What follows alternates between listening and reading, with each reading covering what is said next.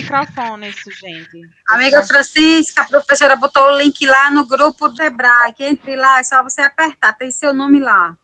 Vou fechar os microfones de quem tiver aberto, tá certo? Porque senão vai interromper a minha gravação. Fecha, professora, que eu não estou conseguindo. Mas quando você quiser falar comigo, é só apertar no microfonezinho.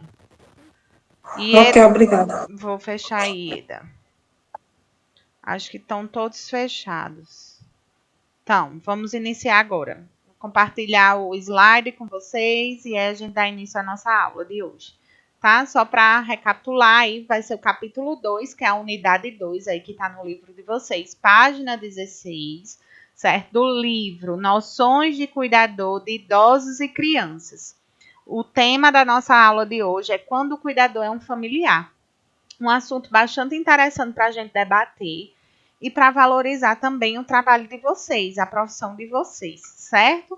Então, quero que vocês participem, podem me interromper, tirar dúvidas, trazer alguma situação que vocês vivenciaram, mas eu gostaria de iniciar a nossa aula de hoje com a reflexão, né? Eu coloquei aqui, o Fusca te leva ao mesmo lugar que a BMW. Cachorro quente mata a fome da mesma forma que caviar. A água de qualquer praia é salgada como a de Fernando de Noronha. Você só não aproveita a sua vida porque quer ter a vida dos outros. Esquecemos que as oportunidades vão embora e só nos resta gratidão pelo que temos. Felicidade é um estado e não um bem material. Então, gostaria de trazer para vocês essa mensagem para que a gente possa aproveitar as nossas oportunidades, para que a gente possa viver o nosso dia de hoje, não se prender ao passado, nem se prender ao futuro. Às vezes a gente passa tanto tempo pensando, meu Deus, eu gostaria de ter uma casa X, gostaria de... Claro que a gente precisa realmente ter metas, ter objetivos, mas a gente precisa viver o dia de hoje. Às vezes a gente passa tanto tempo planejando o nosso futuro que a gente esquece de viver o presente. E aí isso vai gerando ansiedade, isso vai gerando uma angústia, né? Porque você está planejando o futuro. Então você fica com a cabecinha só no futuro, só no futuro. Ou às vezes tem gente que vive do passado, né? Fica trazendo à tona situações que vivenciaram no passado. Às vezes muitas situações que não são positivas, né? E aí você começa a se alimentar de coisas negativas e começa a atrair somente coisas negativas. Qual é o segredo? Viver o hoje, criar metas e objetivos, mas sem esquecer de vivenciar o dia de hoje. Então vamos aí colocar o pé no chão, aproveitar cada dia. Às vezes a gente tem mania de esperar pelo sábado, de esperar pelo final de semana, esperar pelo final do ano para comemorar o Natal. E o hoje? O hoje é tão importante quanto o Natal, hoje é tão importante quanto o sábado, né? Quantas pessoas queriam estar vivendo, né, com o dia de hoje e não pode, estão numa cama de Professora, hospital. licença. Desculpa atrapalhar. A amiga Francisca, ela não sabe mexer muito bem, então ela disse que não está conseguindo. Não tem um jeito assim da senhora colocar ela sem você ver como fazer. Eu vou pedir para o CRA orientar ela, tá certo? Tá, porque ela tá doidinha no grupo, que ela não tá conseguindo, e tá falando no PV também, mas eu não sei como fazer para ajudar ela. Eu estou tentando aqui orientar, estou falando com o CRA para tentar orientar ela.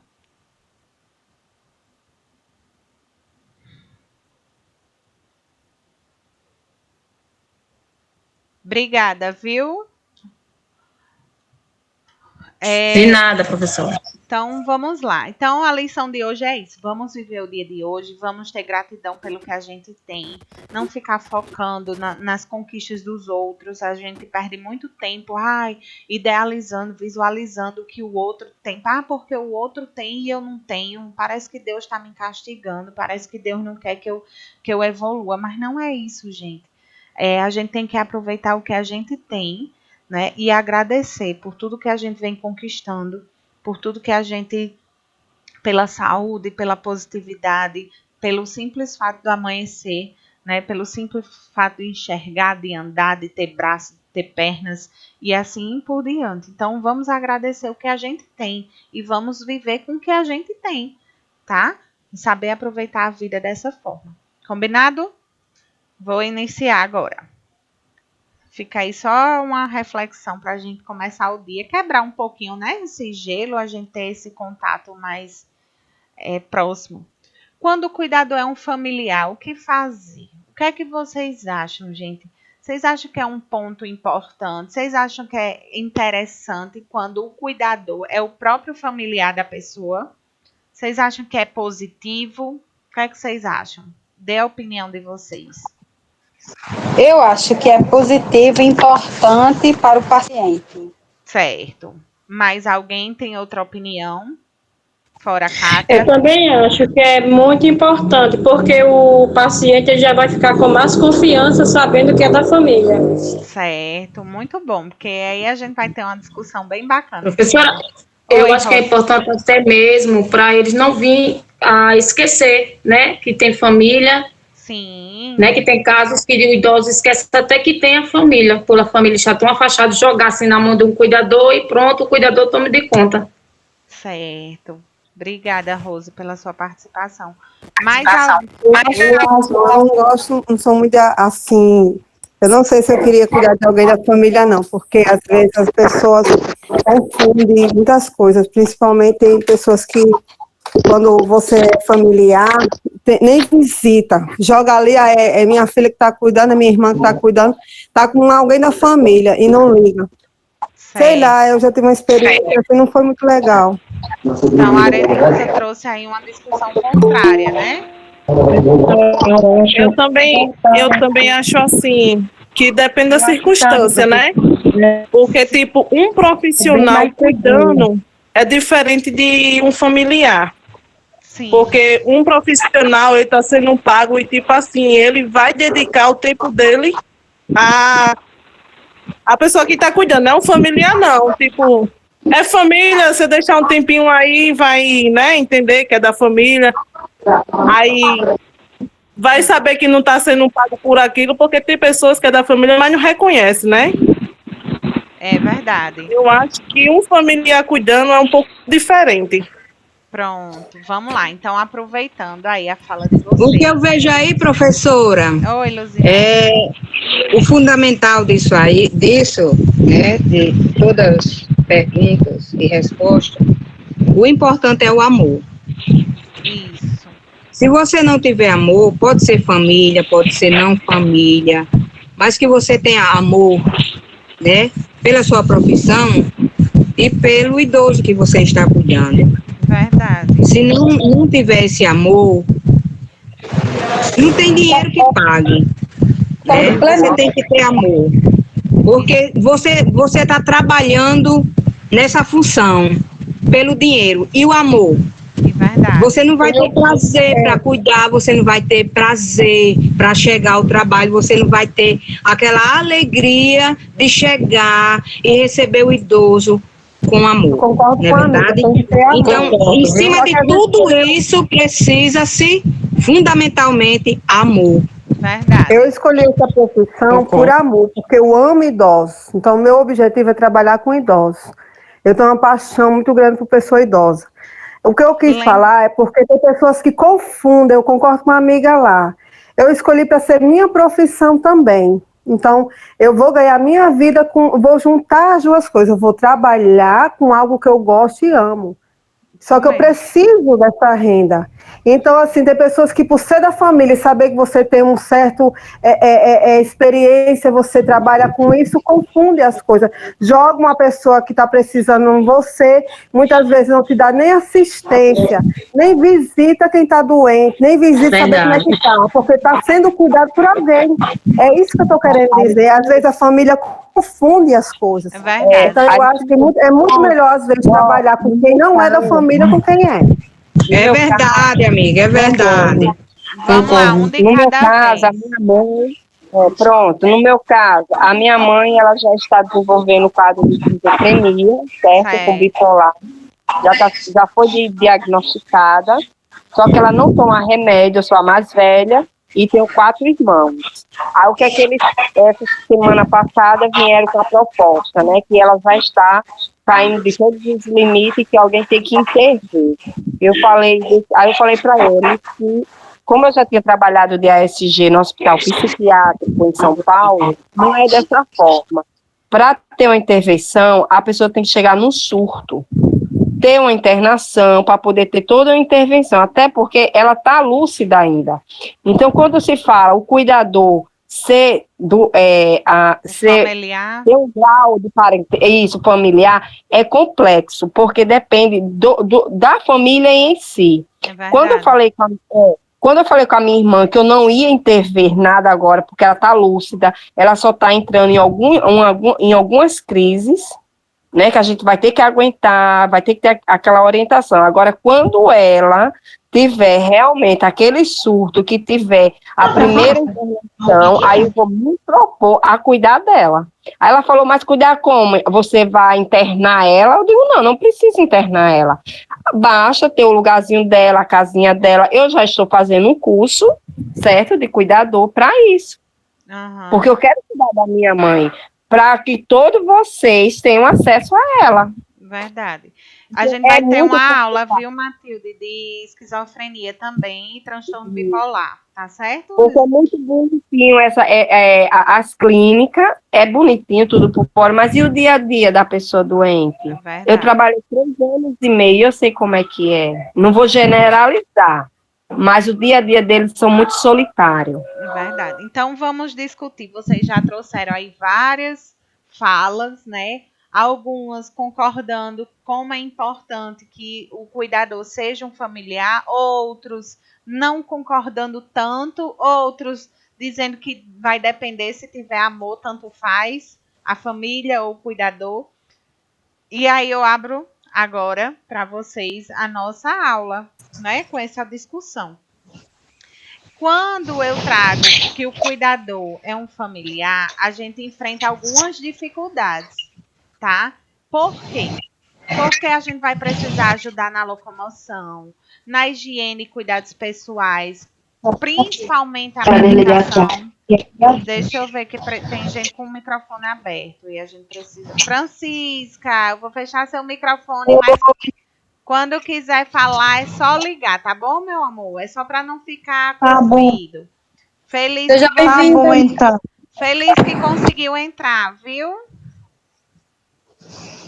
Bom que Obrigado. deu certo. Vou lá, vou desativar aqui para a gente não ficar com ruído. Então, gente, como vocês viram, quando a gente fala que o cuidador é um familiar, é bem complexo. Porque a gente precisa ter várias atribuições, atender várias tarefas. A medicação, gente, a gente vai aprender a rotina de como medicar, qual é a forma correta de medicar. A gente precisa ter tranquilidade.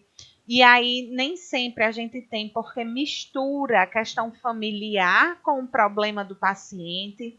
E aí vem a falta de tempo. Vocês concordam comigo que quando é uma pessoa da família, ela vai ter o almoço para fazer, ela vai ter um filho para cuidar ou um esposo para cuidar, e aí ainda ter que se dedicar totalmente a esse paciente.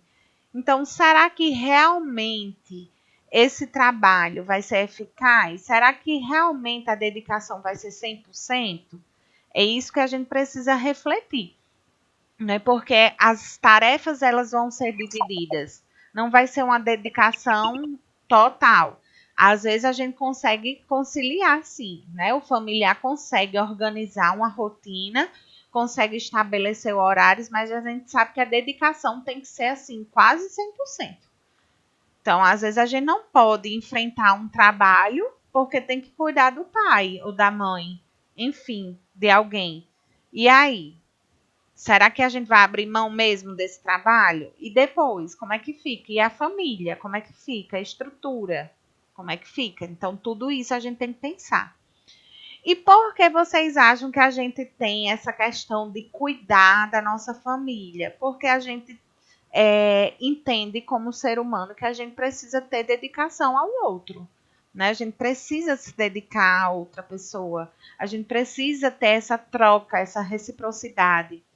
E aí vem aquele sentimento de culpa. Meu Deus, eu preciso me dedicar à minha mãe, porque senão eu nunca vou me perdoar. Eu nunca vou me perdoar. Né? Eu preciso me dedicar 100% a ela. É por tudo que ela fez por mim. Fulaninha, minha irmã, que mora lá em Brasília, vai pensar o que de mim se eu não me dedicar a ela. Então vem toda essa questão, né? E aí, até que ponto isso é saudável? Até que ponto você está totalmente disposta a se dedicar 100% do seu dia a uma pessoa, né? Eu sei que a família muitas vezes é tudo para você. É importante que você tenha esse sentimento, mas a gente precisa ter um apoio. Eu sinceramente, assim, quero muito poder dedicar o meu amor, o meu cuidado à minha família, mas e se eu abandonar tudo? E se eu abandonar? E meu filho, atenção para o meu filho, atenção para o meu esposo, atenção para. Ah, mas é mãe. Mas a gente pode organizar essa rotina. Eu preciso de um apoio, eu preciso de um cuidador muitas vezes para estar realizando atividades que eu não vou estar naquele momento 100%. Então, ela vai estar lá. Eu sei, isso é amor também. Reconhecer que você não tem disponibilidade 100% e que precisa de ajuda. Isso é amor. Será que realmente eu tenho saúde o suficiente para me dedicar 100% à minha mãe, dedicar ao meu marido, dedicar ao meu filho, dedicar à minha casa, dedicar ao meu trabalho? Vocês acham que eu vou ter saúde o suficiente para sustentar essa pressão toda? É muita coisa, gente, para uma pessoa só. Tá? Então, é tudo isso a gente precisa estar pensando aí, estar analisando até que ponto vale a pena. Tá? Que vale a pena, vale, mas até que ponto minha saúde suporta isso? Minha saúde mental e física, certo? Quem são? Geralmente, né, a gente acaba, os nossos pais se tornam nossos filhos, né? Chega uma certa idade que agora eles são os nossos filhos. Eu trouxe aqui uma filha cuidando da mãe e aqui o marido cuidando da esposa. Olha que bacana. Mas será que realmente, até que ponto ele tem saúde o suficiente para se dedicar? Não estou dizendo que ele vai ter que deixar de se dedicar, não. A dedicação dele pode ser 100%, mas será que não seria ideal ter um suporte? Ter um apoio? Ter algum profissional para supervisionar os dois? Para dar uma ajuda? Não é? Porque nem todas as atividades ele vai ter condições de desenvolver com a esposa dele. Ele já tem uma certa idade também. Ele já tem algumas falhas na percepção, ele já tem algumas falhas na construção do pensamento, no reflexo dele. O reflexo dele não é mais o mesmo de antes, certo? E essa filha aqui, será que realmente ela tem 100% do dia dela para estar dedicada a essa mãe? E a questão da imagem dela com o sonho, da profissão dela, com a independência dela? São essas questões que eu quero que vocês reflitam aí. E aí eu trago algumas consequências de cuidar de um familiar, né? A gente vai enfrentar conflitos, porque a gente sabe quando é a mãe, quando é um filho, quando é um tio, enfim, um parente, a questão familiar, os conflitos familiares vêm à tona. E muitas vezes a gente não consegue separar o problema familiar com a questão de saúde, com a questão da doença dele, com a questão da alimentação dele. Às vezes a gente acaba confundindo as coisas. E aí gera um desgaste, gera um estresse, e aí a saúde mental, tanto de quem está cuidando e quem, né, e o paciente vai entrar aí em conflito, certo? Vai haver esse desequilíbrio emocional, problemas de saúde. Será que eu estou 100% ok para cuidar do meu paciente, do meu familiar? A cabecinha tem que estar 100%, o corpo físico tem que estar 100%, tá certo? E aí, gera as questões de problemas na vida profissional. Meu Deus, eu abandonei meu trabalho, minha independência para me dedicar à família. Gente, eu só quero que vocês entendam uma coisa. Eu não estou criticando a mãe que vai ser cuidada por um filho. Eu não tô criticando isso. Eu quero que vocês reflitam até que ponto é saudável eu me dedicar 100%. Porque eu sei que gera um sentimento de culpa. Mas, professora, e se eu não cuidar, isso vai ficar martelando na minha cabeça. Essa conversa tem que existir desde cedo. Eu vou relatar para vocês, né, uma questão que é da minha família. Uma questão que é algo da minha família. Minha mãe sempre deixou muito claro. Eu quero o amor de todos os meus filhos. Eu estou chegando a uma certa idade, eu quero o amor de todos os meus filhos. Mas eu tenho a consciência, né, que vocês precisam tocar a vida de vocês. E eu não quero que vocês abandonem a vida de vocês para se dedicar 100%. Eu quero receber o amor de vocês diariamente, a atenção de vocês diariamente, mas eu não quero que vocês abandonem a vida. Porque senão, quem vai adoecer é você. Então, eu quero que você esteja comigo, mas que tenha um suporte, que tenha alguém que olhe por mim, que se dedique por mim, que esteja 24 horas me olhando, porque eu sei que minha filha vai ter que trabalhar. Ela não construiu, não foi uma meta ser enfermeira, não foi uma meta minha, eu ter minha profissão como enfermeira, e hoje eu não estou lecionando, estou dando aula para vocês. Isso é um sonho meu que eu construí. Então, esse sonho vai ser interrompido para eu poder cuidar da minha mãe. Até que ponto isso não vai interferir na minha saúde mental? Até que ponto? Tá. Ieda, você compartilhou aí a tela. Vê se você consegue descompartilhar. Aperta aí, não compartilhar, ó, aqui. Não compartilhar. Aqui, ó, não compartilhar. Volta. Você consegue sair e entrar novamente? Aperta aqui, ó, nesses 3 pontinhos. Vai no seu celular, nesses 3 pontinhos onde eu tô botando a seta. Não compartilhar. Aqui, onde eu tô colocando a seta, ó. Pronto, obrigada. É só porque senão ia ficar compartilhando a tela, tá? Então, tudo ok, gente. Vocês entenderam até agora essa questão, né, de que a gente precisa amar, precisa cuidar, precisa estar presente, precisa ser presente, mas também a gente não deve abandonar o nosso objetivo, a nossa construção, né, que a gente veio aí desenvolvendo ao longo da nossa vida para poder ficar 100%. Isso são escolhas, tá? Eu sei que vai ter gente que vai dizer, não, professora, eu abro mão da minha vida, da minha rotina para cuidar da minha mãe, porque ela deu tudo a mim, ela fez tudo por mim. E acho isso lindo, e acho isso maravilhoso, e parabenizo, e acho que deve ser feito também, tá? Não discordo disso, pelo amor de Deus. Jamais eu vou discordar. Isso é uma escolha. Isso é uma escolha, tá certo? E essa escolha tem que estar muito bem formadinha na cabeça de vocês. Por isso que eu tô trazendo os 2 pontos. Então, é uma escolha. Eu estou... Professora, licença. No caso aí, eu não sei das colegas, né? Eu sou filha única, minha mãe só tem eu. Estou com 36 anos, nunca saí de casa, nunca. Estou com 36 anos, foi uma opção minha. Certo. Porque minha mãe tem problemas, como eu comentei na outra aula. Eu tenho 2 filhos, um com 18 e um com 7. Foi opção minha não sair de casa. Então, quando eu comecei a fazer o curso, eu sempre tive esse sonho e decidi depois que minha mãe fez 60 anos. Como a senhora falou, parar na vida. Eu, Rose aqui, parei. Eu estagnei ali para cuidar dela, porque eu quero devolver tudo que ela fez por mim. Mas você né? entende, Isso, Rose, que você não parou sua vida?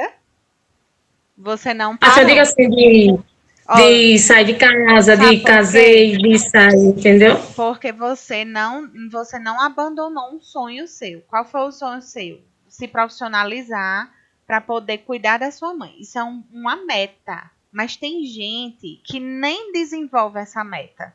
Tem gente que não tem esses objetivos. e simplesmente vai adoecendo mentalmente. E aí você acha que esse cuidado vai ser positivo para a mãe? Se você não está bem mentalmente, você acha que esse cuidado vai ser positivo? É isso que eu estou querendo construir com vocês. Eu preciso estar bem 100%, estar bem resolvida, entender que isso foi uma opção minha, entender que eu nasci para isso, eu me dediquei para isso, é meu sonho, é meu desejo, é minha construção de meta. E aí sim, o trabalho vai ser excelente, você vai estar realizando seu trabalho. É um trabalho, você está construindo uma profissão. E você vai desenvolver essa profissão com um ente querido, com um familiar.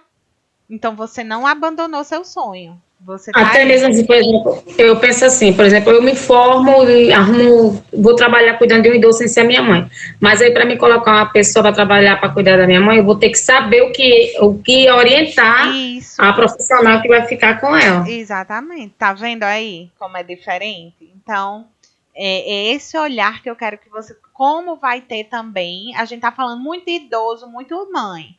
Mas a gente também pode ter um outro olhar. A gente pode ter uma criança com a limitação, com a síndrome, com autismo, com qualquer outra limitação. E aí eu preciso, muitas vezes, ter o conhecimento. É um desejo meu conhecer para pôr em prática, para doar o melhor para o meu filho, para uma pessoa que eu amo, para uma pessoa que eu desejo. Então, é isso que eu estou dizendo. Às vezes, vocês estão se profissionalizando, vocês estão buscando um sonho para poder colocar em prática com amor, mas também com profissionalismo. Certo? Então, não achem que vocês abandonaram um sonho. Não achem que vocês estagnaram. Não. Para poder doar. Mas tem gente que realmente não consegue nem ter essa atitude, porque a visão ela fica limitada. E aí a cabecinha ela tá adoecida de culpa, de receio, de jamais eu vou fazer isso com minha mãe. Mas aí também não consegue evoluir, não consegue ir para frente, fica parada no tempo, não se profissionaliza, não busca os seus objetivos, os seus sonhos. Vocês entenderam agora o que eu quis falar? Então são duas situações diferentes, tá?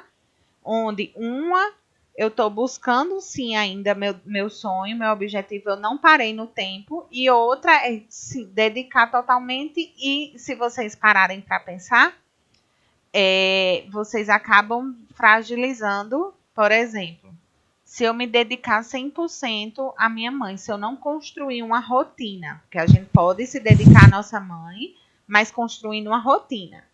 E aí, às vezes, se eu não souber lidar com essa rotina, eu vou ter uma falta aí, em alguns aspectos. O filho, como é que está a atenção com o filho? Será que não está a atenção mecânica, aquela coisa de que só pede para aquele filho cumprir com as obrigações, mas o amor, o afeto, o lazer existe com esse filho? Porque eu tenho que estar 100% ali com minha mãe. Então, é isso que eu quero que vocês pensem. Eu não posso dedicar 100% e faltar com as outras pessoas. E o marido? Como é que está a sua relação com o marido? Como é que está a sua relação com o seu filho? Como é que está o seu momento de distração, de lazer? Existe? Tá vendo como a gente tem que parar para pensar? É colocar todas essas questões à tona para a gente saber se o que a gente está fazendo está interessante para a minha saúde mental e física ou não. Vocês estão conseguindo acompanhar meu raciocínio ou não? Tá dando certo? Sinalizem aí com o legalzinho. Sim. Ótimo. Vocês ficaram tão caladinhos que eu fiquei com medo. Mas estão prestando atenção, né? E aí, Isso, a gente tem que escutar bem direitinho. É verdade. Olha, eu coloquei, tá vendo quando parece uma cadeiazinha? Quando eu falei para vocês aí, ó, diminuição das atividades de lazer. A gente tem que ter cuidado com isso, tá certo? Então, ó, os cuidadores familiares, o que eles necessitam? Ó, aí vem a questão que a gente tava falando, acho que foi Rose, não foi? Foi Rose que estava conversando comigo, falando da mãezinha, que vai se dedicar totalmente a ela? Acho que foi Rose. Tá. Então, vamos lá, ó. Olha só, Rose, o que eu coloquei. Quando o cuidador é um familiar, né? O que é que vocês precisam? A importância do suporte. Então, vocês terem a consciência que se realmente vocês precisarem de um suporte, vocês vão ter que buscar. Teve outra colega que falou também, eu não sei se foi a Aretusa, que falou da mãe que tem esquizofrenia. Alguém me recorda aí o nome da colega? Na Matilde, acho que é. Matilde. Foi eu, não foi eu não, viu? Foi Matilde, não foi? Isso, Matilde, eu. Pronto, Matilde, você trouxe bem na sua fala. Eu vou dar o suporte a ela, mas quando eu necessitar de ajuda, que vai ter um momento que essa ajuda eu vou ter que buscar fora, eu sozinha não consigo resolver, e aí eu tenho que ter essa sabedoria, essa consciência, tá? Vai ter que ter acesso a apoios formais, né? Como eu falei, um psicólogo, um psiquiatra, um médico, uma questão, de repente até mesmo uma pessoa, um outro cuidador para me ajudar nesse processo. Eu não estou conseguindo desenvolver todas as atividades sós, né? Os processos de comunicação e informação, a gente tem que ter cuidado, né? Porque às vezes a comunicação entre o familiar, ela pode se tornar dolorosa e doentio. Então, vou dar um exemplo, já que Matilde trouxe a questão da esquizofrenia. Vou até voltar aqui para olhar para vocês. A esquizofrenia, gente, eu não vou me adentrar, porque é uma aula que a gente tem aí para discutir. Mas, por exemplo, o paciente ele pode ter alucinações. Ele vai criar na cabecinha dele, para ele, existe aquela situação. Por exemplo, que, vamos supor, Matilde está querendo perseguir a mãe. Na cabeça da mãe dela tá essa coisa. Ou que tem alguém querendo pegar a mãe dela. Enfim, na cabeça dela é muito claro isso. Ela consegue enxergar essa pessoa correndo, ela consegue se angustiar, ela consegue sentir essa dor, certo? E aí, vamos supor que Matilde não tem um conhecimento da esquizofrenia e de como lidar com essa situação. E aí Matilde começa a dizer, mãe, tá ficando doida, que não tem ninguém correndo atrás da senhora, eu amo a senhora, como é que jamais eu vou estar correndo atrás da senhora, querendo matar a senhora? Jamais. Você tá ficando louca, isso não existe não. Olha a situação, né? Então, o que é que vai acontecer com a mãe dela? A mãe dela vai entrar numa crise, de fato, numa crise mais crônica. E ela vai dizer, eu não estou ficando louca, eu estou vendo, você está querendo me matar. Então, começa a gerar um estresse. Ela pode entrar num quadro depressivo. E aí é isso que me preocupa. O familiar que não tem o conhecimento, né? O conhecimento profissional da coisa, começa a trazer situações que vão pôr em risco a saúde, ao ponto de chegar um paciente, né, a óbito, por um simples estado de crise excessiva. Porque ele começa a achar que realmente está louco, porque ele não está vendo. Porque Matilde não está vendo, mas eu estou vendo. A doença faz com que a gente enxergue. Então, quem sou eu para dizer a ela que ela não está enxergando? Eu simplesmente tenho que usar artifícios para entender o contexto que ela está passando. Vocês estão entendendo que se a gente não tem um conhecimento, a gente piora a situação? Licença, professora. Sim. Pois não, Iracilda. Eu tive o caso, minha avó, né? Minha avó, antes de morrer, ela era assim. Ela dizia assim, olha, meu noivo tá chegando aí, olha meu noivo, você tá vendo meu noivo? Aí as minhas primas que moravam com ela começaram a dizer, a senhora tá ficando doida, a senhora tá ficando doida. Aí eu dizia, não, ela não tá doida não, vamos assim,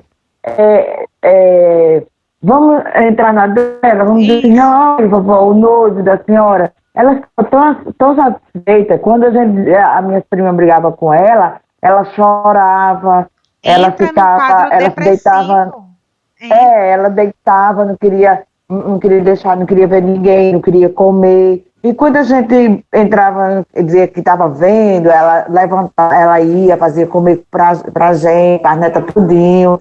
As netas, mandava as netas sentar no chão, que dizia que as netas eram pequenininhas, que ela ia dar comer para tudinho. Então é e não sabia saber comer lidar com a doença. Então, se eu tenho um conhecimento da doença, eu consigo lidar com ela. Por isso, minha preocupação quando um cuidador é o familiar, que não tem a profissão de cuidador. Porque quando vocês têm a profissão de cuidador, vocês têm um conhecimento prévio. Vocês Professora, sabem. Oi. com licença também. A colega aí falando, eu passei algo parecido e retornando àquilo que a gente estava falando. A minha avó, eu cuidei dela, quando viram que ela não podia mais fazer nada, jogaram, que eu digo assim, é porque literalmente a deixaram lá em casa comigo e ninguém mais ia visitar. Uma vez no mês apareciam. Então houve tempo, você falando sobre a saúde de nós cuidadores, eu fiquei doente, eu fiquei com crise de labirintite porque eu não tinha tempo para nada, um estresse tremendo, meu menino não podia nem falar, que eu gritava com ele, eu não queria nem olhar para o meu marido direito, entendeu? Pois é. Porque eu estava muito cansada fisicamente e mentalmente. Pronto. Então chegou a um ponto que minha avó foi piorando, o Alzheimer aumentou, e eu não sabia lidar com a situação e clamava por socorro e ninguém chegava. Então, por isso que eu fiquei com isso na minha mente, que muitas vezes cuidar de um familiar nesse sentido, sabe? Por isso que eu falei aquilo. Por isso que entendeu? que eu trouxe à tona e levantei esses questionamentos. Realmente, será que eu estou preparada? Será que eu tenho saúde mental o suficiente? Vocês entendem que às vezes a gente supre um lado, por exemplo, que era o que eu estava falando, a gente vai estar 100% se doando para a mãe, mas e aí o restante da família, como é que fica? Esse filho vai ter uma falta aí muito grande. E essa falta pode gerar um excesso nele. Como assim, Priscila? Vamos supor, vou dar uma dica aqui. A falta de atenção para o filho pode gerar um excesso, por exemplo, dele querer passar 24 horas no celular jogando. Pode ter certeza que esse excesso é porque tem uma falta muito grande nele. Então, se vocês têm um comportamento excessivo na família de vocês, como eu disse, 24 horas num videogame, 24 horas no celular, 24 é porque tem alguma falta aí. Tem alguma Professora, falta. pergunta. Diz. Posso fazer uma pergunta? Pode. Tá bom. É porque, assim, como eu já falei, né, que eu já trabalho, assim, como cuidadora, não tem aquela profissão já dedicada totalmente à cuidadora, mas eu já trabalho, né, Certo. já tomo conta de uma pessoa. Certo. E ele, na madrugada, ele tá se acordando, ele tá com as manias, né, ele fala assim, eu tô com a dor. Aí quando a gente chega, aí a mãe dele fala assim, não, é porque ele já tem isso há muito tempo, mas ela disse que é cólica, mas sempre ele está reclamando dessa dor, né, que ele sente uma dor, então isso a gente se acorda e vai lá, olhar ele, prestar atenção que e tira aquela atenção da gente dormir mais, a gente não consegue dormir porque a gente fica naquela tensão, será que vai voltar novamente a dor? Então, nesse caso, o que é que eu faço? O que é que eu devo fazer, né? No caso, como é o meu trabalho? No caso, a gente vai ter uma aula também que se encaixa muito com esse histórico. Já foi levado para o médico ele para investigar essa dor? Sim, não. Ela até já falou que o médico falou, não, mas é uma dorzinha. Eu acho que é da cabeça dele, professora. Pronto. Eu acho que é ele que cria isso. Existe um transtorno, certo? Eu não estou dizendo que não, pelo amor de Deus, até porque eu nem conheço o paciente. Mas existe um transtorno chamado transtorno somatoforme. Vocês vão estudar sobre isso. Sei. Esse transtorno é quando o paciente começa a sentir várias dores, né? Ou uma dor específica, e essa dor não é diagnosticada por nenhum médico. certo? E aí é simplesmente uma somatização. É uma somatização de quê? De várias situações na cabeça dele. Basta ele assistir, vamos supor, uma reportagem. Aí que ele vê, por exemplo, do Covid, alguém que está sentindo falta de ar, que não sei o quê. Aí ele começa a somatizar aquilo para ele. Ele começa a trazer aquele risco para ele. E ele passa realmente a sentir a dor. Eu não estou dizendo que ele não sente a dor. Ele vai sentir a dor porque ele somatizou aquilo. Então, é uma situação que ele criou na cabecinha dele, mas que realmente ele vai sentir a dor. Entendeu? Então, a gente precisa dar atenção, precisa usar alguns fazer algum planejamento, né, com ele, mas eu diria a você, assim, a gente vai ter uma aula específica disso, certo? Porque senão vai tomar muito tempo, porque aí eu vou trazer estratégias para vocês. Inclusive, eu dei isso hoje, mais cedo, numa turma. Mais cedo. E aí a gente pode montar estratégias. Um pouco atrasada. Não, mas eu dei em Realmente. outra turma. Aí, que foi justamente isso. Mas assim, a primeira dica que eu dou, não desvalorize a dor dele. Tipo assim, vá dormir, isso é coisa da sua cabeça. Não diga isso, tá? É a primeira atitude que a gente não pode tomar. É a gente trazer um conforto para ele. Onde é que você está sentindo a dor? Sabe o que é que eu gosto de fazer? Essas pessoas, elas ficam dependentes de medicamentos, certo? Elas acreditam que o medicamento vai curar tudo. Então, que ela precisa tomar alguma coisa para aquela dor passar. Às vezes, é só coisa da cabecinha. Aí, o que é que eu faço? Professora, Deixa eu dar uma dica. Diga. Ele é atrofiado, né? Ele não anda, ele depende da gente. Ele tem 60 anos. Certo. Ele depende da gente para tudo, né? Só que ele dorme, a gente dorme de frente para ele e ele dorme com a mãe dele lá no quarto. Ele já tem cama de hospital, tem oxigênio lá no quarto dele, que ele passou uma temporada internada, então o médico achou melhor deixar isso tudo já com ele lá, porque ele tem problema de cansaço, respiratório, tudo isso ele tem. Ele precisa tomar medicamento. Então, assim, realmente essa dor pode ser uma consequência mesmo do quadro clínico dele, tá? Mas se ele sentir a necessidade de realmente que passe essa dor o tempo todo, já que o médico não consegue diagnosticar, o que é que você pode fazer? Você pode até dar água numa colher, num copinho, e dizer que é um medicamento. Olha, eu tô trazendo esse, você bota naqueles copinhos, se ele conseguir deglutir, ele engole? Engole. Pronto, aí você coloca num copinho de medicamento e diz, olha, esse remedinho aqui eu trouxe, que é pra dor, que o senhor tá sentindo, o médico passou esse remedinho pra dor. E aí você vai dar água. Professora. Oi. Eu dava a minha avó, quando minha avó passava a noite, todas as noites, dizendo que estava com a mesma dor, né? Que uma dor que só dava à noite. Aí eu vinha com um copinho d'água e dizia que era o remédio. Quando tomava, passava. Passava na hora. É impressionante. Na mesma hora. Eu fiz isso com meu filho. Tá bom.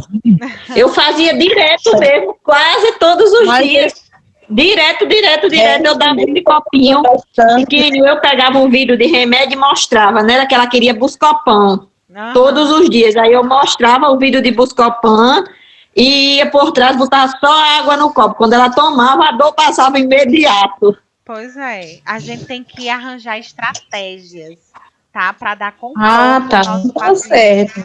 Viu? Então, vamos começar a trabalhar diferente, né? Isso, olha, tá vendo como é boa a nossa aula? Né? Dando outra assistência para ele diferente, né? Pois agora. Tá vendo como é bom a gente compartilhar experiências? Essa já é uma experiência. Porque aí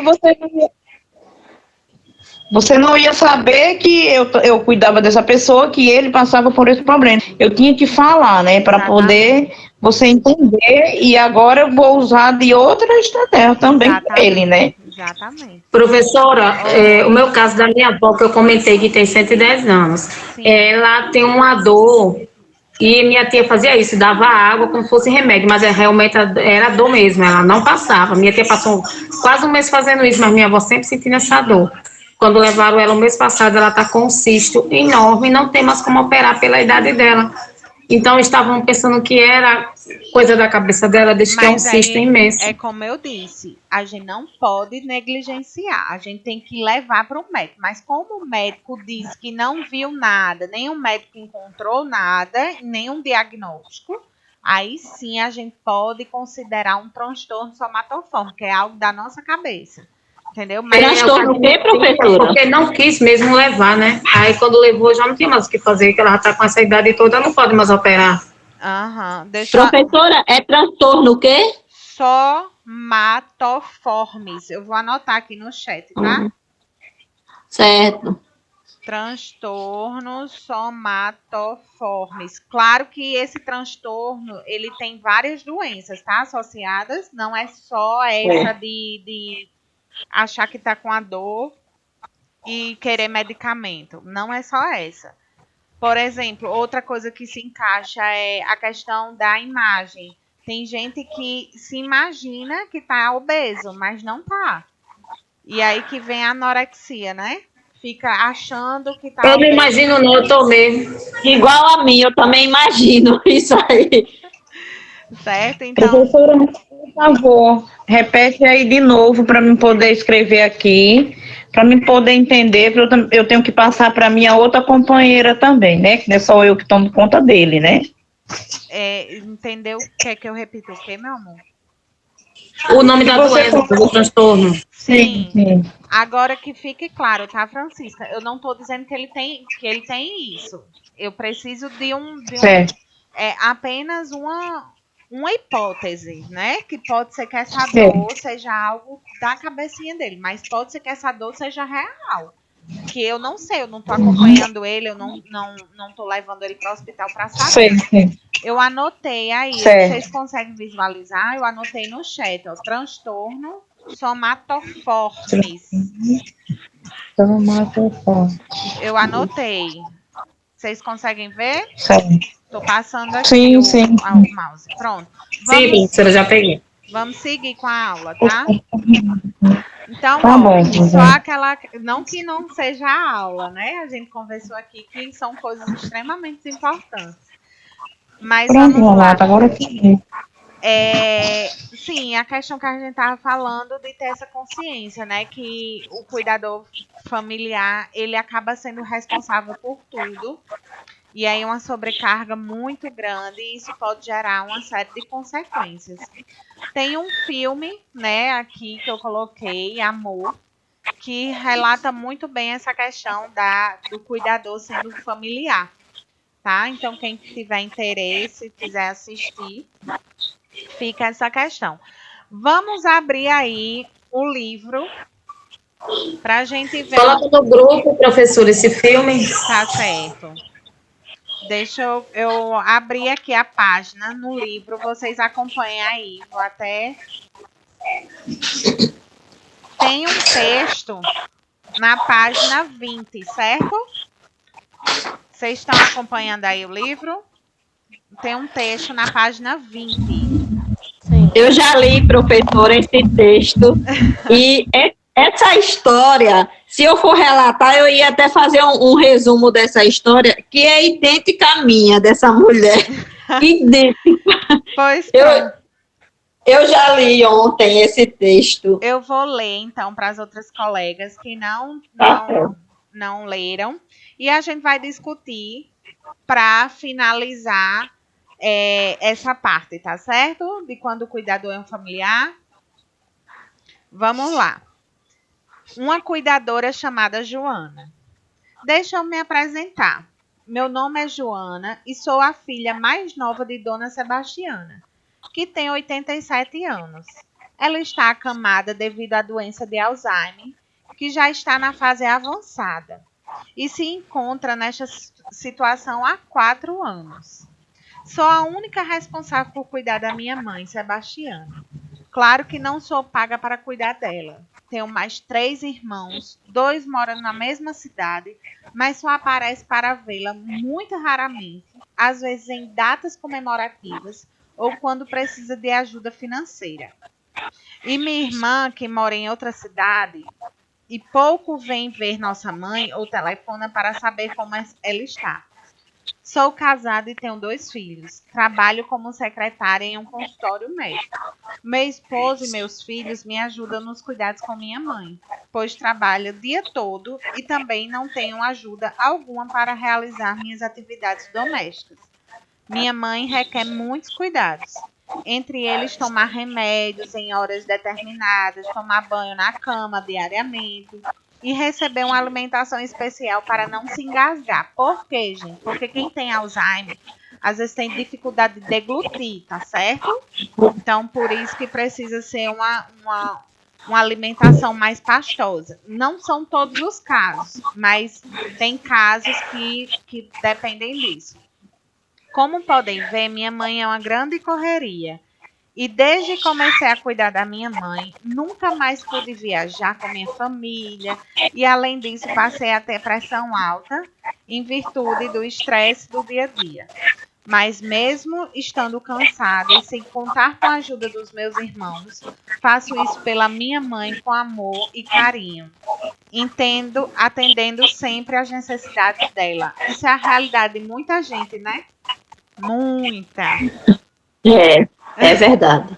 E aí a primeira pergunta, né? Como é que vocês analisam, depois da aula, a história de Joana? O que é que vocês acham? Professora. Oi. Ai, meu... Professora, tá ouvindo? Estou ouvindo, sim. Pode falar. É o seguinte, o Fernando, que eu trabalho com ele tem todo esse processo. Por quê? Porque ele come assim, ele não come comida muito pastosa para não se engasgar. A gente tem que ter muito cuidado quando a gente está dando a comida para ele, porque ele sempre se engasga. O médico disse que futuramente ele vai precisar de uma cirurgia por conta disso, né? É aquela que a gente... pela sonda, né, professora? Sim. Aí a gente sempre... esses cuidados a gente tem demais com o Fernando para ele não se engasgar e a gente fica... a Fone, como ela já visita ele, aí ela falou pra gente ficar 1 hora dando comida para ele, com muita paciência, com muita delicadeza. Então a gente fica fazendo isso, né? A gente dá uma colherzinha na boca dele, fica esperando ele mastigar para depois dar outra. Olha o amor, né, professora? Isso. É grande, né? E Francisca, tem que ter amor. Tendo em vista essa situação, certo? Se você fosse um familiar de Francisco, né, que é o caso aqui de Joana, como é que vocês analisariam essa história? Sem apoio nenhum de um cuidador. É só você responsável por tudo de Fernando. O que é que vocês É verdade. Como é que vocês analisam essa história? Como é que vocês, hoje, depois da aula, qual é a visão que vocês têm? É isso, professora, que eu quero saber. A visão que eu tive aí, quando você estava lendo, eu abri aqui meu livro também. A visão que eu tive é que a gente precisa de muito amor para tudo isso. Porque é uma dedicação muito grande. É uma dedicação muito grande que a gente está dando para aquele outro. A gente também está se doando para aquele outro.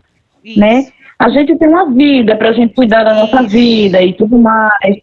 Mas a gente se dedica tanto àquela pessoa, né, que a gente fica imaginando, meu Deus, como eu vou buscar tanto da força para se dedicar a só aquela pessoa? Isso. Aí vem essa pergunta, ó. Quais são as consequências na vida de Joana por ela ter que cuidar da mãe? Qual a consequência que vocês veem de Joana, que está se dedicando totalmente, não é, à mãe? Professora, as consequências dela é a doença, né? Por causa do estresse, o estresse vai aumentando no dia a dia, de tanta correria, porque ela necessita financeiramente de trabalhar também, porque só a mãe não vai suprir as coisas de casa, ela não tem ajuda de parentes, a não ser dos familiares que moram dentro de casa, que eles não fazem 100%, né? Além de ser homem, Exatamente. eles não vão fazer 100%, eles só vão ajudar em algumas coisas. Os filhos também não têm totalmente responsabilidade, porque tem escola, tem outras coisas a fazer, o marido precisa trabalhar, Muito então bem. ela requer mais uma carga para ela. Exatamente. Aí nisso acarreta todas as doenças, né, em cima de Joana. Mas Isso é muito como ela tem a estresse, boa né? mãe, como ela tem a boa mãe, ela também não quer abandonar a mãe. E aí vem a terceira pergunta, aproveitando o seu gancho. Como vocês acham que Joana pode cuidar da mãe e também cuidar de si mesma? No caso, ela tem que contratar uma pessoa para ajudá-la, certo? Nos afazeres com a mãe, tirar um tempo para curtir a vida dela com a família dela e curtir o trabalho, porque, querendo ou não, o nosso trabalho já é uma carga. Tem dias que a gente também tem estresse no trabalho. Aí tem estresse no trabalho, tem estresse no transporte público e tem estresse em casa. Em tudo. Em tudo. Justamente. Tem dias que você tem estresse em tudo, então acarreta várias doenças com isso. Isso. Estão vendo que aquela primeira pergunta que eu fiz no início da aula, né? A gente teve a resposta agora. Então, ficou bem dividido, não é? As situações. Teve gente dizendo, levantando a bandeira, eu vou cuidar porque é minha mãe, que é isso, que é aquilo. E eu concordo. Mas vocês estão vendo o que é que pode acarretar? Né? Doenças, é Já verdade. tá chorando. Professora, é igual eu cuido de uma tia que é 100%, ela depende 100% de qualquer pessoa, principalmente de mim. Mas assim, às vezes a gente que é morador de casa e cuida dessa pessoa, a gente também mima muito. Isso. Bota alguns costumes que realmente não tem que ter, certo? Eu acho que isso é todo mundo, como é um familiar, bota costume naquela pessoa. Então, às vezes, a gente tem que dividir. Procurar um cuidador de fora e a gente fazer nossa vida, certo? Estudar, trabalhar, não deixando de tomar conta da pessoa. Pronto. Porque, às vezes, a pessoa fica muito dependente por costume nosso mesmo. É verdade. É isso. Oi, professora. Luzinete, só um minutinho. Helenilza falou também uma coisa importante, tá? E aí eu gostaria de trazer para vocês alguns pontos, tá? Nossa colega falou agora que a gente coloca costumes, faz muito pelo outro, né? E acaba botando mau costume. Isso é mesmo. E acaba ele se tornando dependente, né? E é isso que eu quero dizer para vocês. A gente não pode tirar a autonomia do paciente. Lembra da aula passada? Se ele consegue comer, se ele consegue se medicar, ele vai fazer tudo isso sozinho com a sua supervisão. Não é simplesmente chegou a hora do medicamento, você tá lá com o medicamento na boca dele, não. Se ele tem condições de ir até lá pegar o medicamento, ele vai pegar. É só você dar uma ajuda. Papai, que horas agora? Tal hora. É hora de quê? Hora de tomar o medicamento. Isso já é um exercício para a memória, viu? Então vamos lá tomar o medicamento e aí vai do lado dele. Não faz por ele. Deixa ele fazer, porque quando você tira essa autonomia, você tá deixando ele atrofiado. Daqui a pouco ele não consegue fazer mais nada. Então, Minha professora, quando a gente pega um paciente que já está mal acostumado assim através da família, aí a gente vai conversar com a família, porque também a gente não pode chegar e mudar tudo, certo? Vai conversar com muito jeitinho com essa família e aí mostrar para ele, argumentar, olha, é importante que a gente não tire a autonomia de seu fulaninho de tal, porque senão ele vai ficar totalmente dependente e essa dependência vai prejudicar o desenvolvimento dele, porque mesmo que ele esteja com a idade avançada, ele ainda está se desenvolvendo. ele ainda está tendo habilidades. E como é que eu vou retirar isso dele? Que é a única coisa que ele consegue fazer, eu estou tirando. Ou seja, eu estou regredindo ele. Eu não estou deixando ele evoluir. E sim regredindo, deixando ele mais doente ainda, mais dependente ainda. Então a gente tem que supervisionar e não fazer por ele. Tá certo? Isso serve para um familiar, isso serve para um paciente de vocês, enfim. Tá certo? Quando Helenilza trouxe aqui, ó, que ela poderia, Joana, dividir a tarefa com os outros irmãos, já que ela não quer deixar com uma pessoa desconhecida, né? Com um cuidador desconhecido. Então, é chegar junto, chamar para conversar, olha, meus irmãos, a minha situação é essa. Eu tô adoecendo, eu amo minha mãe, eu preciso cuidar dela, mas eu também tenho uma família, eu tenho um filho, eu tenho um esposo para cuidar, eu tenho minha vida para tocar, né? E no meu caso, que sou filha única. Aí é aquela história, né? Que foi uma escolha sua. Então você vai pesar tudo isso. Ela é uma Joana. Ela é uma Joana, da vida sem irmãos.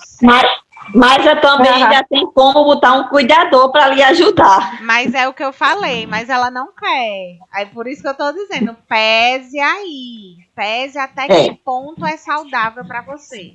Você vai ter que... Na questão aí que minha colega falou, familiar, mas só se for mesmo. Eu não luto só, não. Pois é, gente. Então, assim, Rose, eu preciso que você faça uma autorreflexão, certo? Para que você perceba até que ponto é saudável, até que ponto eu posso me dedicar e até que ponto eu posso dividir essa tarefa, porque eu não quero que você perca sua saúde mental nem sua saúde física. Você precisa estar 100% para se doar. E eu não quero que também você deixe faltar com seus 2 filhos, certo? Então, qual é o segredo disso aí? Você vai montar estratégias. Você vai montar estratégias de rotina. Então, você vai estabelecer uma rotina para a sua vida, para poder organizar tudo isso e não se prejudicar. Tá certo? Então, organize uma rotina. 6 horas, vou acordar tal horas, o que é que eu tenho que fazer? Você vai escrever o passo a passo do seu dia para que você consiga organizar o seu dia de forma que não lhe adoeça. Tá certo? Com licença, professora. Pois não. E até porque ela, como é que ela vai cuidar da mãe dela se ela tiver com problema, né? Ela, para cuidar da mãe dela, tem que estar bem. Isso. E se ela for pegar essa sobrecarga que vai ser só para ela não vai ter condições de cuidar da mãe dela, porque ela vai pegar uma depressão, vai pegar um cansaço, vai chegar até a ponto dela ter um staff, né? Porque vai cansar muito. É verdade. Porque vai ser a casa dela e vai ser a mãe dela.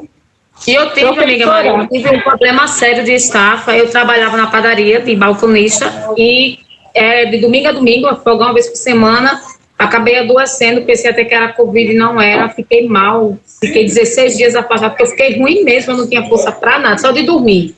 A minha vontade era só dormir.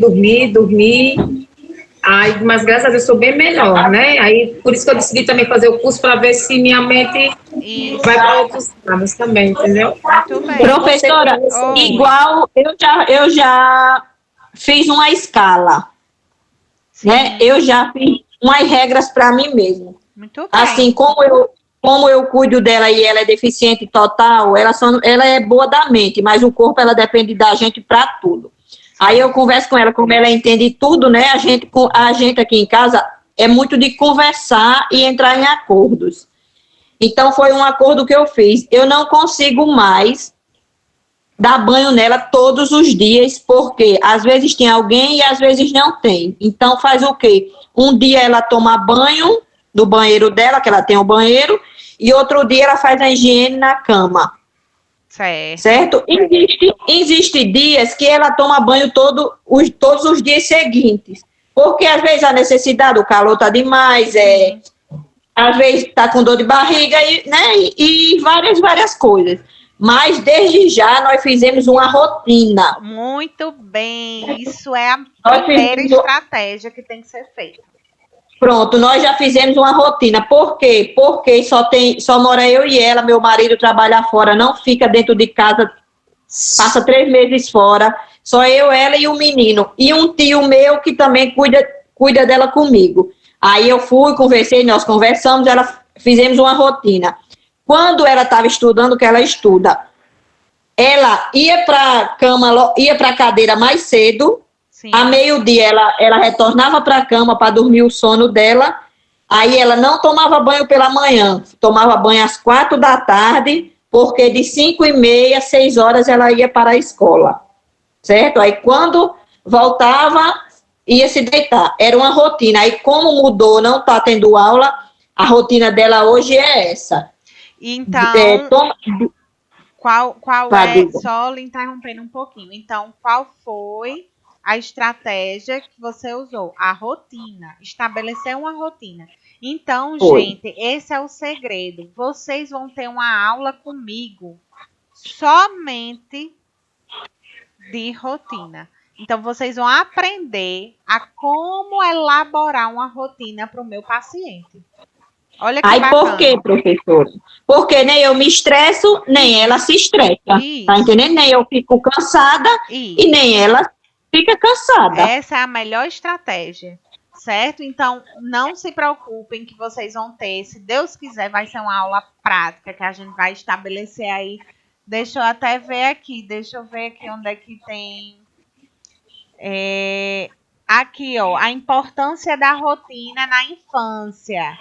Tem aí, que é na página 79. Quando eu der essa aula, eu também vou incluir rotina de idoso, tá certo? Não se preocupe. Vai ser a rotina no geral. Eu vou trazer 2 situações, tanto de uma criança como de um idoso. E a gente vai estabelecer essas 2 rotinas. Então, esse módulo tem muita coisa ainda para a gente aprender, muita coisa boa, né? Esse início é introdutório, mas querendo ou não, vocês já estão tendo uma outra visão, né? Vocês vieram com a visão sem o curso e com o curso vocês já estão conseguindo ter outra visão. Vocês concordam comigo que no início da aula vocês tinham uma percepção e no final da aula vocês já estão com outra percepção? É verdade. Não é? Muda totalmente. Então, como é importante as nossas aulas, como é de extrema importância, certo? A gente finaliza esse conteúdo. Vocês aguentam ver mais um conteúdo ou prefere deixar para outra aula? Não, bote logo. Continua, professora. Tá bom a aula hoje. Então, vamos embora. Porque eu planejei 2 para hoje, tá? Eu planejei 2 conteúdos para hoje. Certo. Então, tá certo. A gente vai até onde eu acho que der, tá? Mas vai dar certo. Então, vamos aqui, ó, capítulo 3, página 21. Vocês conseguiram, né, acompanhar direitinho quando o cuidador é um familiar. O capítulo 2, a gente resolveu a atividade e tudo que foi proposta pelo livro. Então, vamos agora para o capítulo 3, certo? Capítulo 3 é o cuidador e a equipe multidisciplinar. Página 21. Acompanha aí. Trouxe mais uma mensagem para vocês. Eu sempre gosto de começar a aula com a mensagem. Aí eu trouxe essa, porque caso a gente começasse outro dia, já está aqui pronta, né? Eu coloquei, seja grata por tudo que você já conquistou. Não fique se lamentando pelas coisas que você ainda não vê e pelas coisas que você ainda não conquistou. Pois o futuro a Deus pertence. Agradeça somente ao hoje, somente as coisas que por direito seu você já recebeu. É o complemento daquela outra reflexão, né? Para a gente não ficar visando o futuro. Ai, meu Deus, se lamentando porque não conquistou aquilo, não conquistou isso, mas sim agradecer por hoje. Quem está com o áudio aberto, eu vou fechar novamente, porque está com muito ruído, certo? E aí fica atrapalhando um pouquinho a aula. Olha que beleza. Tá vendo como ficou bacana agora? Não fica o ruído. Quando vocês quiserem falar, vocês abrem novamente. Então, vamos lá. O que é que a gente vai ver nessa aula? A gente vai entender o que é uma equipe multidisciplinar. Vamos entender o que é grupo e equipe e falar um pouquinho sobre ética no trabalho, certo? Então, para iniciar aí, o cuidador é a pessoa designada pela família para o cuidado, quando isto for requerido, né? As atividades que o cuidador vai realizar devem ser planejadas junto aos profissionais de saúde e com os familiares, ou seja, justamente o que a gente estava falando agora.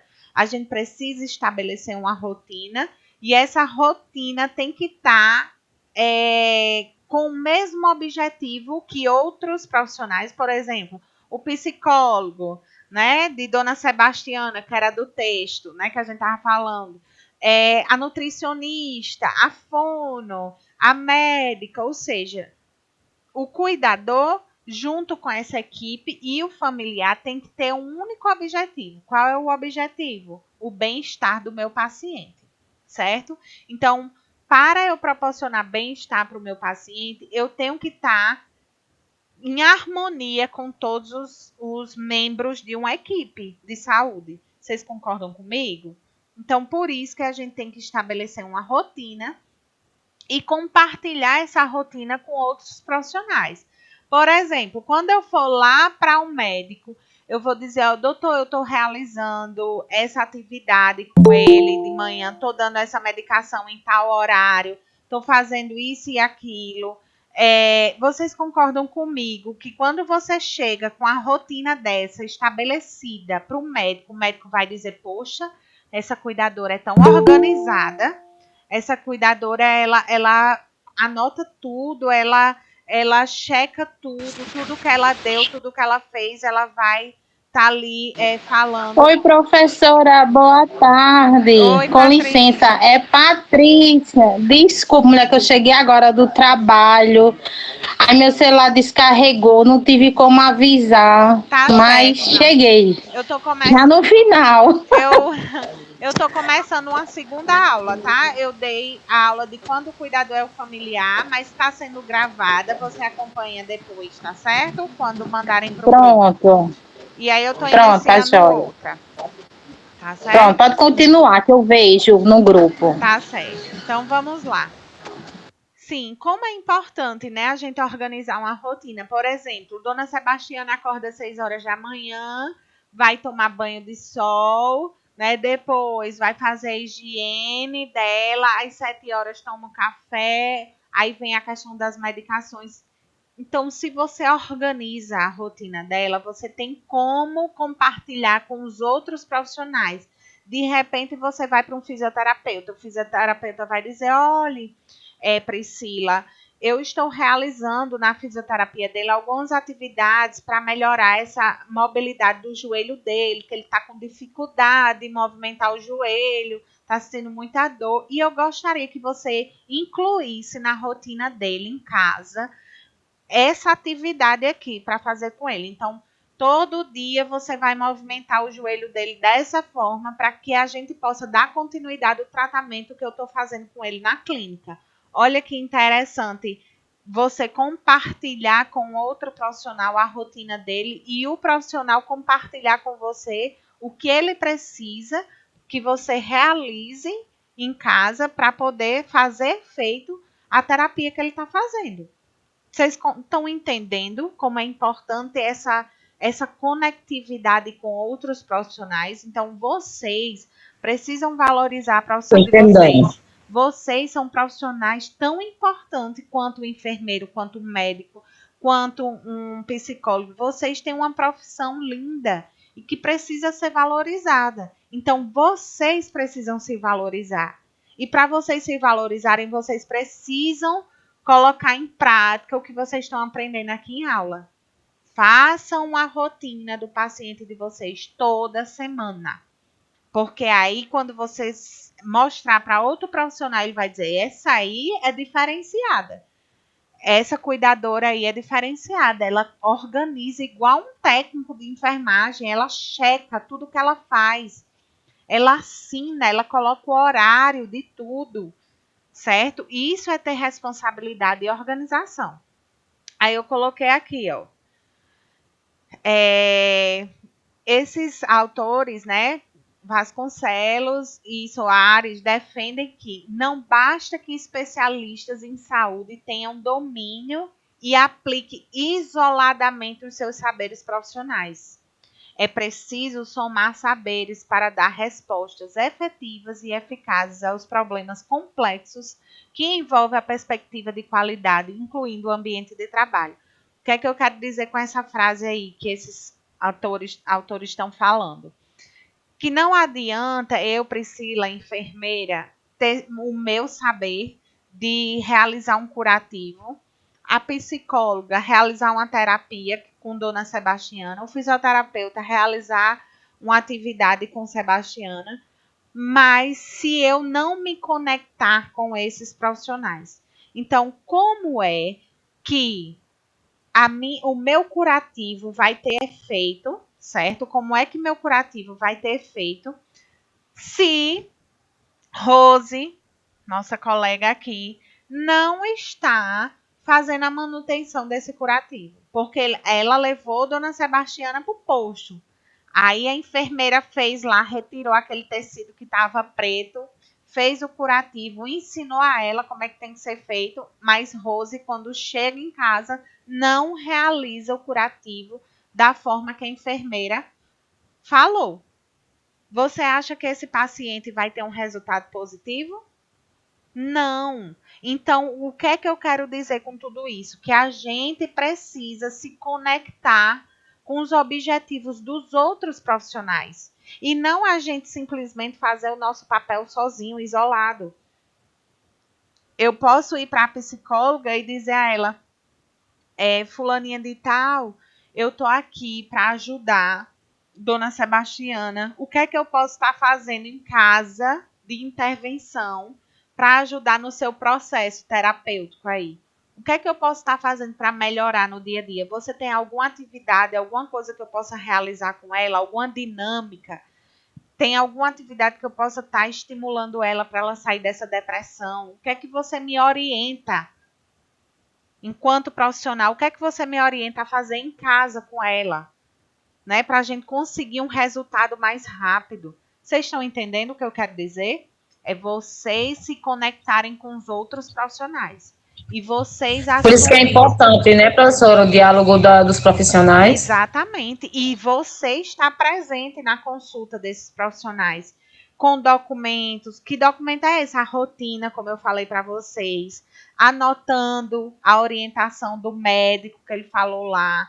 Aí vocês vão, doutor, olha, eu estou dando essa medicação conforme a sua orientação, mas eu percebi que ela está tossindo muito quando toma esse medicamento. E eu vi lá na bula, que eu vou ensinar isso a vocês, que essa tosse ela pode acontecer, um efeito colateral, mas até que ponto é importante a gente deixar ela sentindo essa tosse? Eu acho que não está sendo legal. Ela está com essa tosse seca horrível. Até que ponto é interessante a gente deixar essa medicação e ela ficar com essa tosse? Aí o médico, poxa, muito obrigada pela sua observação. Realmente é interessante a gente trocar. Eu vou substituir esse medicamento e vamos observar se ela continua tossindo ou não. Olha aí que interessante. Tá. Professora? Oi. Licença. Teve um caso desse. A minha sogra, ela estava tomando Enalapril. Isso. Né, para pressão. É justamente esse caso. Aí ela começou a tossir. Aí nós fomos para o médico com ela e falou, né? Foi tanto que ele substituiu. E ficava forte mesmo a tosse dela. Tá vendo como é importante a gente ter essa atenção? E lá na bula do Enalapril vai dizer que tosse, que causa tosse, pode causar tosse, certo? Então, como é interessante a gente ter esse cuidado, tá bom? Então, eu vou ensinar isso em outras aulas para vocês. Professora? Oi. Posso falar? Pode. Eu ouvi que você falou, né? Estou prestando atenção. E como é importante realmente a gente trabalhar em equipe. Isso. Porque se a gente não trabalhar em equipe com o paciente, nunca a gente vai entrar numa conclusões, porque um vai dizer uma coisa, outro vai dizer outra. Aí a família fica perguntando, quem é que está falando a verdade aqui, muitas vezes, né? E assim, logo quando eu fui para trabalhar com essa minha amiga, e de repente estava existindo isso entre eu e ela, né?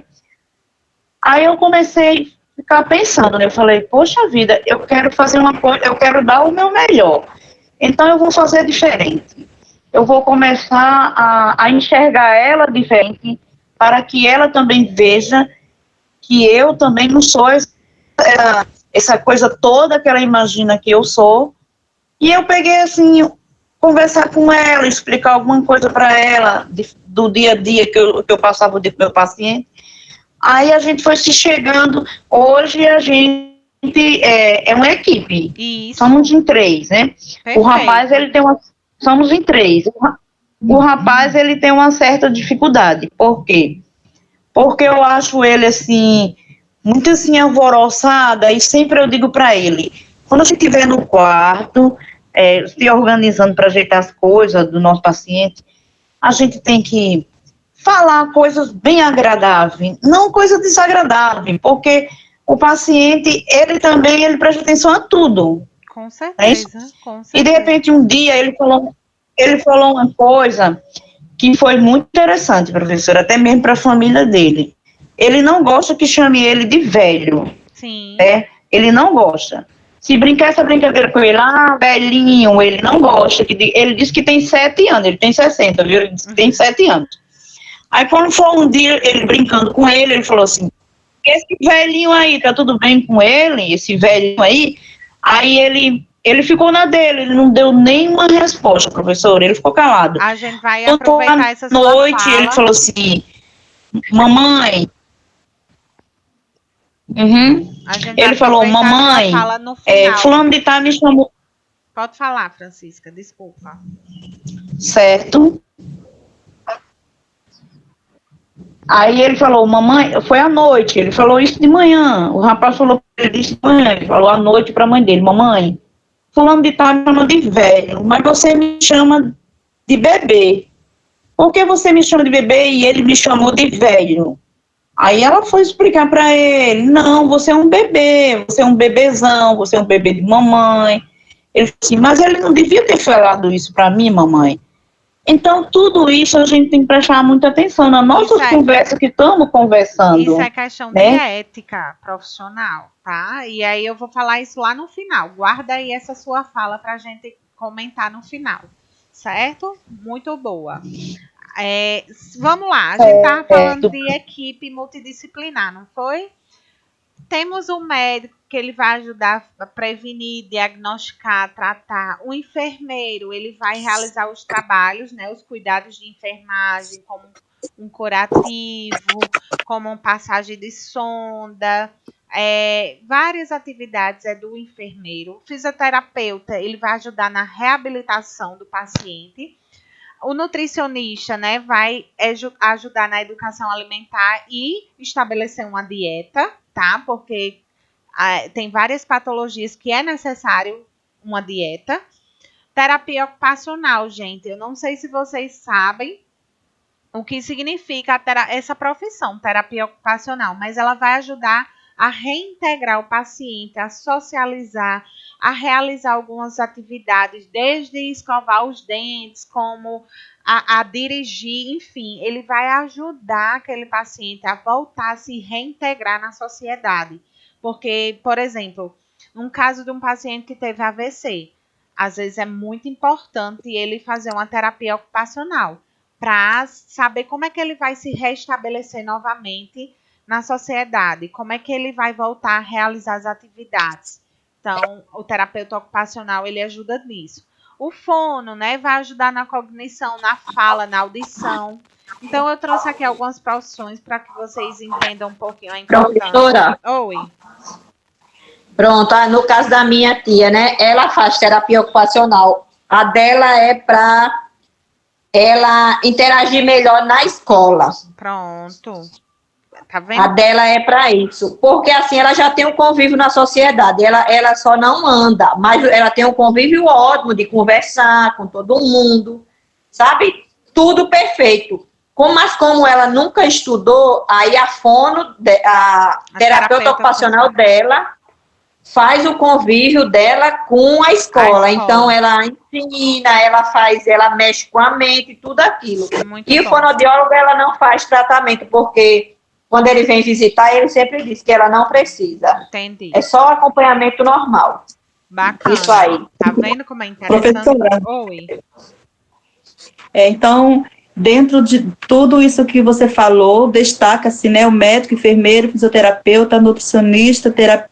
Não, eu dei alguns exemplos, mas tem vários. Mas isso aqui tudo é trabalhar em equipe com o cuidador, né? Isso, exatamente. Eu trouxe alguns só, mas assim, tem uma infinidade de profissionais que é para interagir com vocês e vocês interagirem com eles, tá certo? A ideia é essa, tá? É porque pode pode cair também uma pergunta e a gente tem que, né, tá aqui no, exatamente, eu vou na porta, passar e pode estar. Isso, eu vou trazer para vocês as vantagens dessa atuação em equipe, tá? A adesão ao tratamento será bem melhor, gente, quando a gente tem um trabalho em equipe buscando um objetivo só. Qual é o objetivo? O bem-estar do paciente, a saúde do paciente, certo?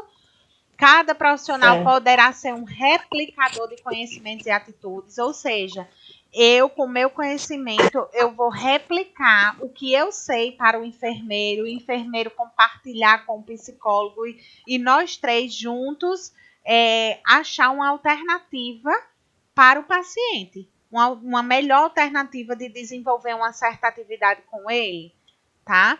Como vantagem adicional, teremos o crescimento profissional no serviço como um todo, gente. Isso é muito bom, isso é muito importante.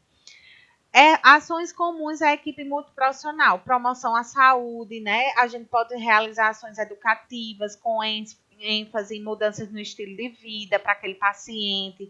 A gente pode treinar profissionais também. Poxa, eu posso treinar o cuidador. Eu sou enfermeira, eu posso treinar vocês, não posso? Em alguma atitude? Posso, e eu vou fazer isso com vocês. Olha que bacana. Dizer, olha, eu quero que você realize o curativo dessa forma, porque a gente vai ter um melhor resultado se você realizar assim. Tá vendo como eu estou treinando ele para ele realizar uma atividade que seja para um bem comum do paciente? Ações assistenciais individuais e em grupo de acordo com as especificidades, ou seja, vai ter situação que eu, enfermeira, eu não vou poder contar com a ajuda do cuidador, porque é uma atribuição minha, como a passagem da sonda. Só quem passa a sonda é o enfermeiro, mas eu vou pedir para o cuidador supervisionar essa sonda quando estiver em casa, esvaziar o coletor quando estiver em casa, e aí eu vou ensinar isso a vocês quando a gente estiver lá no módulo de noções de enfermagem, tá certo? Eu só estou mostrando como é importante a comunicação entre a equipe multiprofissional, tá? Aí eu trago aqui uma frase, né, sobre colaboração, porque colaboração é esse trabalho em equipe, né? A palavra tem origem no latim e significa trabalhar junto. Ó. Colaboração significa trabalhar junto. E aí eu trago aqui uma imagem do trabalho da formiguinha, gente. O trabalho delas só dá certo se for em equipe. Uma formiguinha sozinha não consegue resolver tudo. Mas olha como é bonitinho o trabalho delas. É um trabalho em equipe, é muito bonito isso. Há uma colaboração de todos, né? E aí eu pergunto, já que a gente está falando de equipe, falando de grupo, vocês acham que tem diferença entre grupo e equipe? O que é que vocês acham? Sim, professora, tem. Grupo, a gente pode formar com qualquer profissional. Agora, uma equipe, você forma com profissionais integrados, junto, não só pensamento, né? Exatamente. Olha só, o desempenho de um grupo de trabalho é resultado das somas dos desempenhos individuais. Por exemplo, se eu pedir aqui para vocês realizarem um trabalho em grupo, para me apresentar na próxima aula, o que é que geralmente as pessoas fazem? Vai ter um que vai ter meio que um papel de líder, um perfil de líder, aí vai dizer, olha, vamos organizar assim. Fulaninha fica com o conceito da doença, fulaninha fica com os sintomas, fulaninha fica... E cada um vai pesquisar o individual, depois se junta e apresenta, né? Mais ou menos assim o trabalho em grupo. Cada um com um trabalho individual que depois vai formar um trabalho em grupo, né? Já a equipe não. A equipe, além de ter o meu trabalho individual, por exemplo, de eu realizar a passagem da sonda, mas eu vou incluir o trabalho do colega, do cuidador, porque ele precisa supervisionar aquela sonda, ele precisa esvaziar aquela sonda, ele precisa movimentar a sonda da forma correta, né? Então, vocês estão vendo que o trabalho em equipe, além do meu trabalho individual, eu preciso incluir o meu colega de trabalho, que tem outra profissão, tá certo? Então, o resultado do trabalho coletivo é aquilo que 2 ou mais membros precisam fazer em conjunto. E isso reflete a real contribuição dos membros de uma equipe. Olha só a diferença. O grupo tem uma forte influência e poder do líder. Não é assim? Tem um líder que vai delegar as funções, dizer você faz o conceito, você os sintomas. A equipe não. A liderança é compartilhada. Eu, enfermeira, não mando no cuidador, nem o médico manda no cuidador. Não, não existe isso. Cada um tem sua função, cada um é líder da sua função, tá? O grupo tem uma responsabilidade individual, a equipe não. A responsabilidade é minha, mas também é coletiva. Se a cuidadora não realizar o esvaziamento daquele coletor da sonda, o meu trabalho inicial, que foi passar a sonda, não vai ter um resultado eficaz. Então, eu preciso de um trabalho coletivo. Grupo, resultados individuais. A professora vai lá vai dar o resultado do trabalho. Priscila, né? Vai dizer, Kátia tirou 5, Matilde tirou 7, Rose tirou 8, né? Francisca tirou 10. Olha aí, cada um teve um resultado, porque cada um apresentou de um jeito. A equipe não, o resultado vai ser individual, mas também coletivo, tá? O grupo discute, decide e delega. A equipe discute, decide e todos executam a tarefa, certo? A equipe é o conjunto de pessoas com objetivo comum em mente. Por exemplo, o que foi que eu disse? Que tanto o psicólogo, como o terapeuta ocupacional, como o médico, como o cuidador, qual é o objetivo em comum de todos? O bem-estar do paciente. A saúde do paciente, tá? Tem os mesmos interesses e decidem e agem de maneira conjunta. Tem forte intercâmbio de ideias, então a gente se comunica para poder ter uma ideia proveitosa. Seus esforços se multiplicam e há uma forte interação emocional e efetiva quando tem, né? Então eu digo assim, ó, toda equipe é um grupo, mas nem todo grupo é uma equipe. Porque o grupo, ele pode ter aquele pensamento individualista, por isso que ele não é uma equipe. Mas toda equipe é um grupo de pessoas. Vocês concordam comigo? Vocês entenderam a frase? Sim. E para finalizar, vamos falar um pouquinho daquela coisa que Francisca falou aí, né? Falar um pouco de ética e moral. Ética e moral, principalmente na profissão de vocês. Olha só. A moral se fundamenta na obediência a normas, costumes ou mandamentos culturais, hierárquicos ou religiosos recebidos. Já a ética busca fundamentar, investigar e explicar o bom modo de viver em sociedade. É como se fosse assim, ou seja, a ética é teórica e a moral é a prática. Vamos supor, certo? Um indivíduo que tenha como princípio ético não pegar o que não lhe pertence. O seu comportamento moral é que lhe dirá se roubará ou não. Portanto, o seu comportamento será baseado ou não em um princípio ético. Vocês entenderam mais ou menos assim? Ó? Por exemplo, eu aprendi, certo? Eu aprendi que eu não devo desrespeitar os mais velhos, né? Que existe uma hierarquia, que existe uma questão cultural, que eu tenho que dar o lugar para o mais velho, certo? Então, isso é uma teoria, não é verdade? Se eu vou praticar ela ou não, se eu vou cumprir com essa teoria ou não, é minha moral. Então, a ética é a teoria, certo? A moral é se eu estou fazendo ou não aquilo. Tá certo? Então, se eu não fizer, se eu simplesmente sentar num local de idosos, essa minha moral, ela vai estar sendo baseada num princípio ético ou não? O que é que vocês acham? Se eu sentei lá na cadeirinha, não está baseada em princípios éticos. Estão entendendo? Tá, não. Então, vamos lá. Aquela questão que Francisca trouxe. Aquela questão que Francisca trouxe de chamar ele, né, o idoso de velho, de seu velhinho, enfim. É uma questão que a gente sabe o que é certo, que a gente tem que... a questão ética é o quê? Respeitar os mais velhos, né? Fazer com que ele se sinta bem. Não é essa questão ética que a gente aprendeu? Não é? E como é que tá sendo a moral dele? Ele está obedecendo às questões éticas? A moral dele tá não tá. Não. Então a prática dele não tá Ele tá faltando com respeito, né? Exatamente. Então a moral dele não tá sendo baseada em princípios éticos. Tá certo? Então é isso que a gente tem que ter muito cuidado mesmo. Então, resumindo, a comunicação, gente, é a base de tudo. Então, para que eu consiga realizar um trabalho em equipe de forma eficaz, eu preciso comunicar com toda a equipe. Eu preciso da ajuda de todos, ter um bom relacionamento com minha equipe. A gente precisa ter um objetivo comum, que é o quê? O bem-estar do paciente. E essa equipe tem que estar integrada, tem que estar coesa, a gente tem que se comunicar, eu preciso participar efetivamente das consultas do meu paciente para eu poder estar em harmonia com essa equipe, tá certo? Então, a gente finaliza aí a nossa aula de hoje.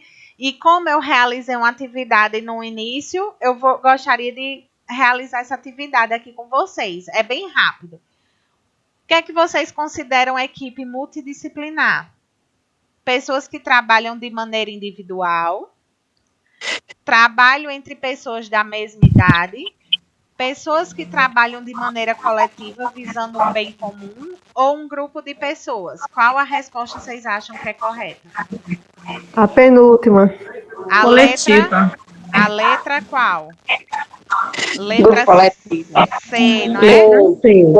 A penúltima. Certo. Pessoas que trabalham de maneira coletiva visando bem comum. Vamos lá. Toda equipe é um grupo, mas nem todo grupo é uma equipe. Essa frase é verdadeira ou falsa? Verdadeiro. Certo. E a última, a ética deve estar presente em nosso trabalho. Uma das coisas que faz o profissional ser antiético é... Fechem o microfone, que eu não estou nem me ouvindo direito. Fechem os microfones. Pronto. Vamos lá. Ó. Uma pessoa que é antiética significa o quê? Vamos lá. O que é que faz uma pessoa ser antiética? Ser pontual e solidário? Ser rude e falar sobre situações íntimas do paciente? Ser amigável e falar bem do paciente? Ou ser rude e amorosa? O que é ser antiético? Letra B. A letra B. Ser rude e falar do paciente. Certo. Eita, vocês estão com tudo. Gente, parabéns. Nossa aula foi super proveitosa. Vocês interagiram bastante, tá? Nossa próxima aula a gente vai falar de postura profissional, que tem a ver também com o que a gente falou hoje, e relações interpessoais, certo? Deixa eu só confirmar aqui as pessoas que eu não coloquei presença.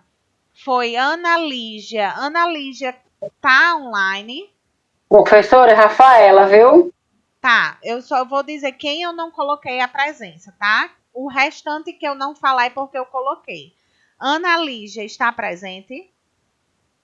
Não, né? Vamos ver, a outra pessoa que eu não coloquei foi Thaís. Thaís está presente? Não. Eu tenho uma dúvida que eu acho que vocês já até me falaram, mas tem uma pessoa que está com o nome de Fernando Rojas. Mas eu acho que... Como? Ineida, foi, você já me falou, eu já coloquei sua frequência, tá? Era só para tirar a dúvida. Ok. Então, quem faltou hoje foi Ana Lígia e Thaís. Ana Lígia e Thaís. Vou só fazer a... Oi. Professora, me tira uma dúvida. Ainda não sabe dizer se vai voltar às aulas, não, né? Presencial? Não, a gente vai dar um retorno, tá certo? Durante essa semana, porque o decreto é pra gente estar voltando sábado, tá? Mas eu não sei como é que vai ficar e a gente dá um retorno a vocês durante a semana, tá certo? Tá certo. Então, vamos lá. Okay. Ó. Ana Cláudia tá presente, Aretusa, Kátia, Daniele, Helenilza, Elissandra, são as pessoas que eu coloquei frequência, tá? Francisca, Gilvânia, Ieda, Ineida, Iracilda, Juliana, Karine, Caroline, Lidiene, Luzinete, Maria Elizabeth, Maura, Patrícia, Rafaela, Rosineire, Sara, Silvânia, Soraya, Valdenice e Welânia. Todas essas eu coloquei frequência. Quem faltou? Professora, me tira uma dúvida. São quantos alunos a turma? Calafange. Tá. Sou eu. Matilde, é o seu primeiro dia, é Matilde? É, de uma certa forma, nessa turma, porque eu era de outra turma. Tá aí certo. teve um imprevisto. Mas o primeiro nome é Ana Matilde. Ana Matilde. Certo. E aí, quem mais? Alguém que eu não chamei? Certo. Ana Matilde, o que, meu amor? Ana Matilde? Calafange Silva. Tá, Calafange. Deixa eu colocar aqui, Calafange. Pronto. O restante estão todos ok, tá? Só quem faltou foi Thaís e Ana Lígia. Então, até o próximo sábado. Muito obrigada, tá certo? Pela participação de todos. Adorei a nossa aula de hoje, mais uma vez. E tenham um ótimo final de semana e uma ótima semana para todos, tá certo? Beijo. Obrigada, professora. Obrigada.